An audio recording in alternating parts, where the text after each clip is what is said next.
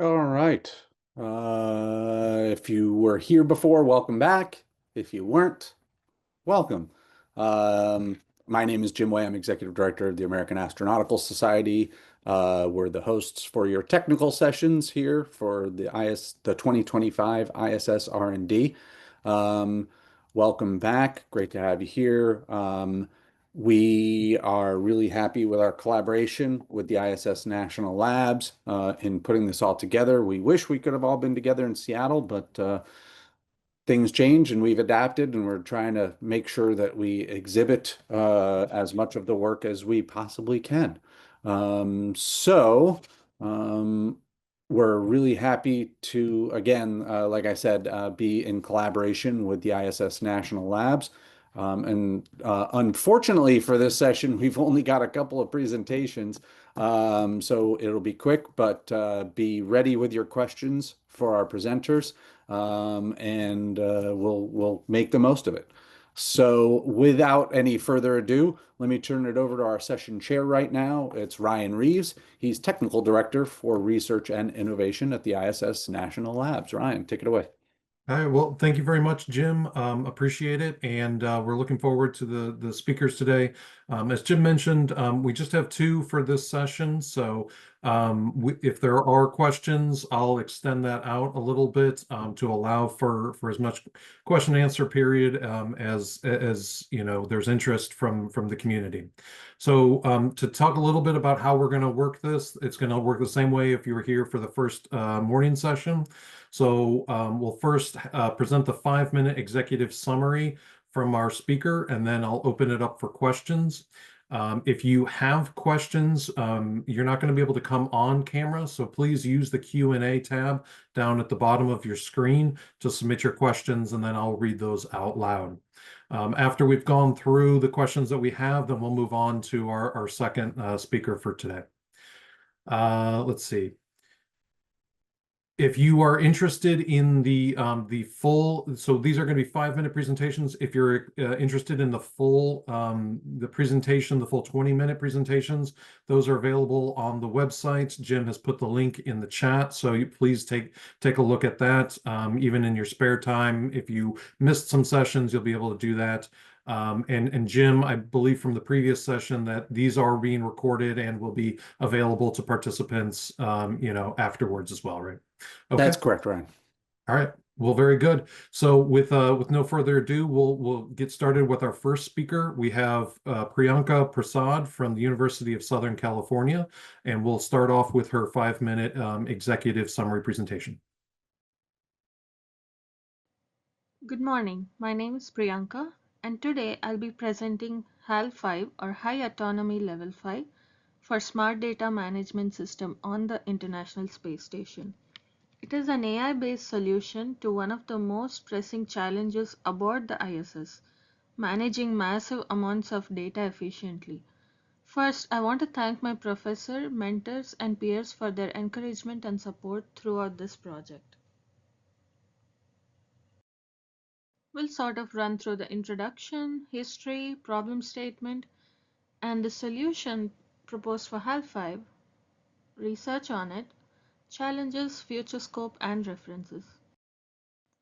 Before we dive into HAL5, let's briefly define artificial intelligence, because even though it sounds like science fiction, it's already around us. In simple words, AI gives computers the ability to think and learn like humans. It allows machines to analyze data, make decisions, and solve problems on their own, which is especially vital for space missions where astronauts and ground teams cannot always respond quickly. HAL5 takes this intelligence and applies it directly to data management, which is one of the biggest ongoing challenges aboard the ISS. AI is broadly divided into two categories. First one is narrow AI, also called weak AI. It refers to systems designed to perform specific tasks. Example, Alexa or self-driving cars. They're smart, but only within their programmed boundaries. Second one is general AI or strong AI. It is still just theoretical. This would be a system that can do anything a human can do. For example, fix the ISS, assist astronauts, and even write poetry on its own. We're not there yet. HAL 5 is a narrow AI system. It is designed specifically to handle data management aboard the ISS and to do the task extremely well. Let's talk a little about the history of AI in space because AI is not new in space applications. The first successful AI-based system was the Remote Agent Onboard Deep Space One mission, which was launched by NASA all the way back in 1998. Remote Agent autonomously planned and executed spacecraft operations without real-time commands from Earth. This drastically reduced the reliance on Earth-based control and demonstrated the power of AI for deep space missions, especially where long communication delays make real-time human oversight impossible. This is Simon, the crew interactive mobile companion. Simon is like a floating smart assistant for astronauts aboard the ISS. It was developed by Airbus and DLR for ESA. It helps astronauts retrieve information, display manuals, and even engage in small talk to reduce stress and loneliness during long missions. But Simon is only designed to support human crews. It cannot manage or prioritize large scale mission data, and that's where HAL5 comes in. Currently, the ISS does not have an integrated data management system. All the data from experiments, sensors, and onboard systems either has to be manually managed by astronauts or transmitted back to the Earth in bulk. This creates waste of bandwidth and can delay critical decisions.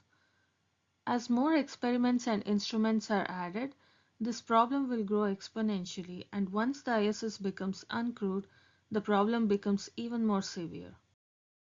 HAL5 solves this by using advanced AI-powered chips like the NVIDIA Blackwell GPU to prioritize and manage data in real time. It uses AI algorithms to decide which data is mission critical based on parameters like system health, orbital trajectory, and mission phase. HAL5 dynamically adjusts uplink and downlink data rates based on current network conditions, optimizing bandwidth usage. It also performs edge computing, locally compressing and pre-compressing data before sending it, which reduces the data load and makes transmission more efficient. HAL5 offers several key advantages. It prioritizes mission-critical data so that nothing essential is delayed. It reduces overall bandwidth usage, saving time and communication resources. It enables real-time decision-making for mission control by ensuring they get the most important information first. This means astronauts can focus on their work instead of data logistics, and ground teams can respond faster to any issues. HAL5 can also integrate with space-based adaptive communications node that was developed by DARPA. Space BACN is an optical communication system that allows satellites to talk to each other across different constellations, including systems like Starlink from SpaceX. Optical links are high speed and high bandwidth. That is something that's perfect for supporting the heavy data loads of AI systems like HAL5. This kind of integration will be essential to scale HAL5's performance for future missions. Between 2025 and 2030, HAL5 can be tested while the ISS is still crewed. Here's how. A team on Earth will analyze past TDRS communication data and create a priority hierarchy of data types. Based on this, a deep learning algorithm will be designed and trained for HAL5's smart data management system. And then the crew on the ISS will run pilot tests and provide feedback to mission control. A continuous telemetry feedback loop will help HAL5 self-adjust to changing onboard conditions during this testing phase. HAL5's AI model will be built using neural networks. Historically, one of the first models was the Macaulay-Pitts neuron, which had binary inputs and a simple threshold. This model laid the foundation for today's advanced AI systems. Modern artificial neurons take real valued inputs and can solve much more complex problems. Our system will rely on these modern neural network architectures to handle data classification, prioritization, and compression tasks. Training this model involves several key steps. First, collect and prepare a high-quality dataset with clearly labeled positive and negative examples. Second, choose a suitable neural network architecture for the task. Third, train and validate the model, fine-tuning the weights and parameters. Finally, rigorously test it and deploy it onboard the ISS. This ensures HAL5 performs accurately and reliably in real space conditions. This graph shows why we need systems like HAL5. Global electricity demand from AI, data centers, and cryptocurrency mining was 460 terawatt hours in 2022. By 2026, it could rise to between 800 and 1050 terawatt hours, almost doubling in just 4 years.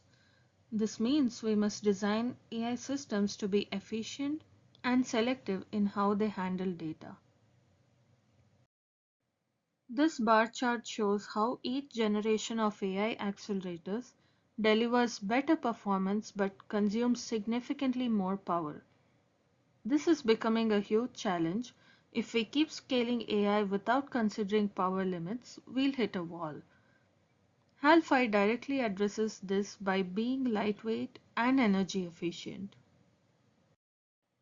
The ISS generates about 84 to 120 kilowatts of usable power at any given moment when it's in sunlight. HAL5 would only consume between 100 and 300 watts, which is less than 0.5% of the total ISS power budget. This makes it a very energy efficient solution for continuous data management on the station. Of course, HAL5 also faces major challenges. It must survive cosmic radiation, which can damage electronic hardware. It must manage the heat generated by intense AI computations. It has to work within the ISS's limited computational resources.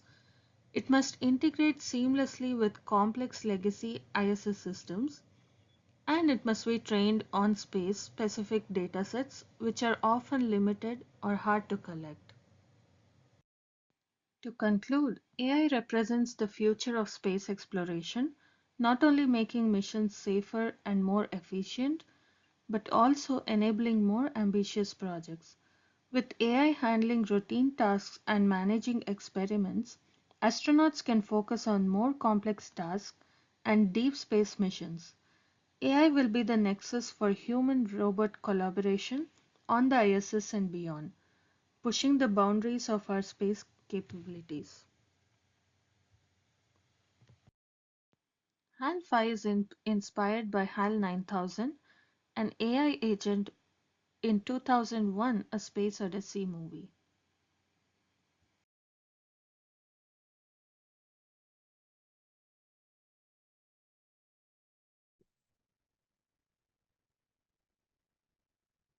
All right. Well, thank you very much, Priyanka. If you want to turn on your camera, if you can, and we'll take a few questions.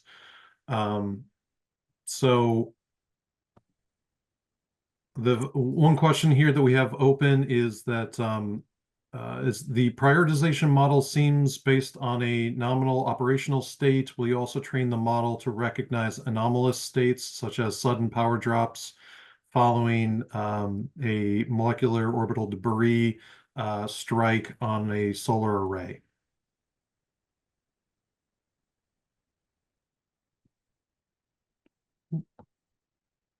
Oh, she just oh, here she comes.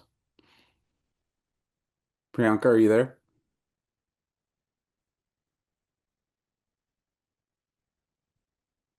Okay.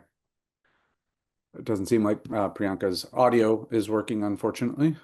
Um,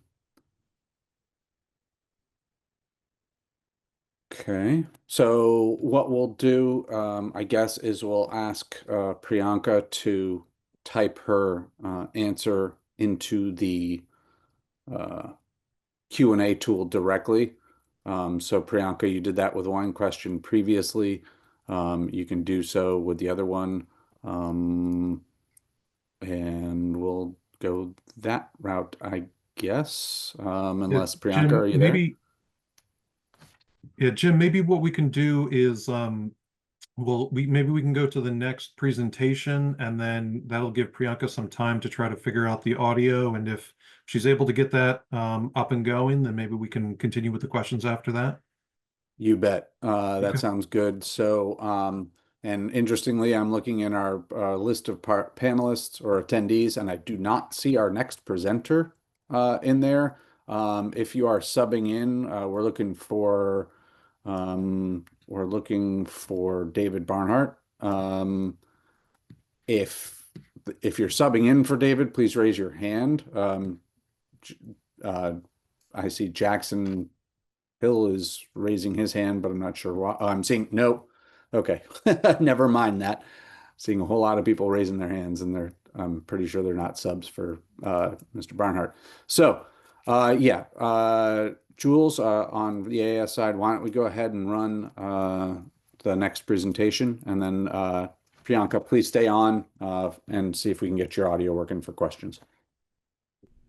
Hi, my name is Yashvi. I'm from USC's Space Engineering Research Center, and I'll be providing a summary of our presentation on Clinger's flight test results first look.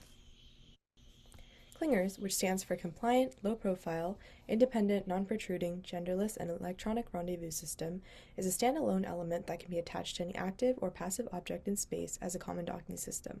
This project aimed to address limitations in the efficiency of RPO engagements by testing configurations with varying levels of cooperation and communication. We therefore studied an RPO solution that is independent of the host's navigational capabilities. Traditional RPO is one-sided. The servicer does all the sensing and maneuvering, while the client remains completely passive. That means there's no redundancy, higher cost, and greater risk since the entire operation depends on the servicer. With Clingers, both spacecraft cooperate in real time. The client can contribute to sensing and maneuvering, which improves accuracy and fuel efficiency. This collaboration builds in redundancy and ultimately lowers both the cost and risk of RPO, making it far better suited for ISM applications. Clingers uses AstroBee as a mobility platform for our experiments on the ISS. We interface directly with the high-level processor and request movements by using their guest science APKs. As Clingers is a payload attached to AstroBee, we use AstroBee's data to provide information we can use to quantify the efficiency of our different modes of RPO. We define these three modes as follows: 1 being the most communicative, with both units able to translate and rotate, 2A, where one unit is not able to translate, and 2B, where one unit cannot move at all. The diagram on the right shows the variance between the RPO modes, as the server gradually loses capabilities for translation and rotation as we go through modes 1, 2A, and 2B. We tested these three RPO modes on the International Space Station, and here you can see some images from different angles as we were getting close to docking. We worked with 9 astronauts through this project so far, including Jeanette Epps, who you can see in the image in the middle bottom. We've conducted 6 total science missions, with the first in December of 2023. We've also had 4 software uploads between the missions, during which we updated our code based on the lessons we learned during operations. We were able to test all 3 RPO modes and collected more than 150 gigabytes of data to analyze. From this testing, we've obtained preliminary results that demonstrate the potential of communicative RPO for ISM applications. These findings are encouraging, as they show that Mode 1, which is a collaborative approach, achieves a lower average mass flow rate than Mode 2A. This supports our goal of comparing configuration, fuel efficiency, and reinforces the value of cooperative RPO methods overall. Regarding the uncertainty, while we assume station-keeping fuel usage to be negligible, run-to-run fluctuations and dataset variability still influence the average mass flow rate. Even though we filtered out runs without the intended RPO sequences, localization or communication issues may have still affected these results. You may also notice that the graph only shows 2 RPO modes instead of 3. This is because we had localization issues with AstroBee during our testing of Mode 2B, and so the collected data reflected station keeping rather than the intended RPO behavior. Ultimately, the lower equivalent fuel usage in Mode 1 highlights that the communicative RPO method is more efficient overall. Our next step is to run additional science missions to reduce uncertainties in our calculations and to evaluate Mode 2B's performance relative to Modes 1 and 2A. Our next steps include expanding the test matrix for RPO modes 1, 2A, and 2B, and tuning the PNP settings to support longer separation distances. We also plan to validate full soft-to-hard docking by refining the JSON variables we've associated with actuation. As a new line of research, we'll be testing interlock clingers on the AstroBees to study two-body dynamics. Ultimately, these efforts will help transition clingers lessons into the ISAM industry, making RPOs safer, more efficient, and more reliable. There are some topics that we haven't covered as much during this summary presentation, but if you want to learn more about our PNP algorithm, how we obtained our results, and more, please make sure to watch the full presentation. Lastly, we'd like to acknowledge the main groups that have enabled Clingers' success. Clingers is led by the Space Engineering Research Center and supported by the Information Sciences Institute and the University of Southern California. We would like to thank the engineers at NASA Ames Research Center and Johnson Space Center for their support in operating AstroBee. In addition, we would like to thank the ISS National Laboratory and Jet Propulsion Laboratory for their support as well. Please check out our full presentation to learn more and feel free to ask us questions. Thank you.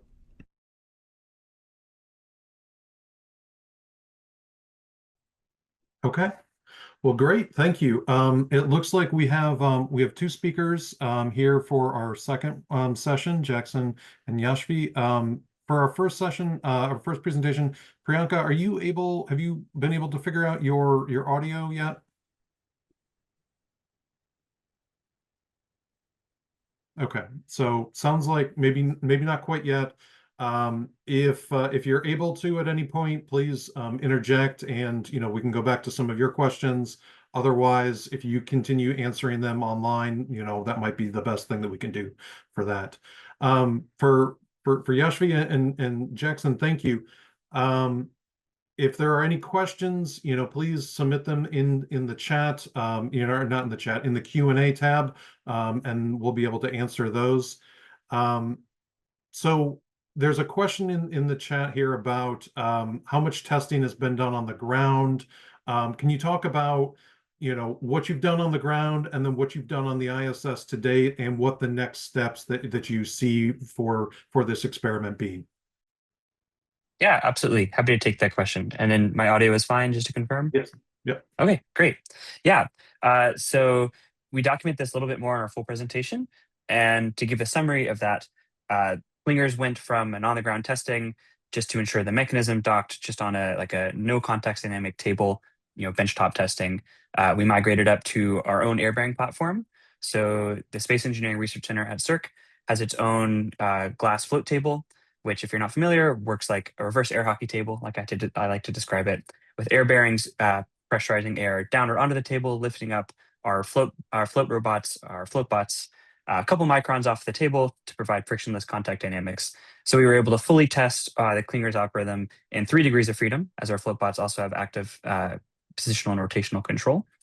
Once we tested these on our own float bots, we traveled up to NASA Ames, and they graciously let us use their granite table on the ground AstroBee units to test the algorithm on AstroBee before finally testing in 6 degrees of freedom on the ISS. We iterated through that a couple times, of course, as we found things that we needed to fix on AstroBee, and then we came back to our own table and then up to Ames to fix it there. And then ultimately we had, I believe, 6 ISS missions with about 24 hours of crew time. I'm forgetting the actual number of missions we ran, or the actual number of runs we ran. Perhaps Yashi can fill in the rest there, but I think, was that the bulk of that question? I think so. And then, yeah, and then the last part of that is, where do you see this going after? Now that you've gotten this, what's the next step? How close do you feel like you are to where you would, use this in an ISAM, in space servicing type mission? Yeah, certainly. We have grand ideas for where we could take this next. The first and most pressing is, of all of our runs, we had many soft docks where they would come up together, perhaps bump off each other, and due to timing errors, miss each other on the tang plate connection, the hard dock. So we would like to further refine our timing variables and associated tuning parameters we can use to fully get that hard dock in. We also have additional experiments planned using model predictive control, which you can hear more about in the later presentation. Clingers actually has a separate presence in a later technical session where you can find out more there. Additionally, we have ideas to test Clingers once they are docked, to investigate the two-body dynamics involved with that. And then maybe one day we'll connect 3 of them at once. Who knows? All right. So a question here. Do you see the primary takeaways for clingers being hardware-based, RPO software-based, or something else?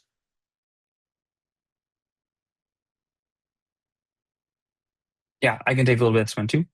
I think we see the biggest takeaways here as advancements in a new type of RPO.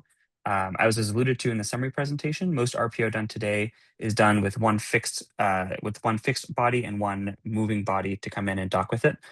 Whereas Clingers demonstrates that there's a lot of advantages to having both systems cooperate in moving together and coordinating together to complete this dock. There's obviously a lot of docking mechanisms out there. What our main goal is here is to demonstrate that the communicative nature of this RPO algorithm is beneficial. Okay. All right. One more time, Priyanka. Any luck?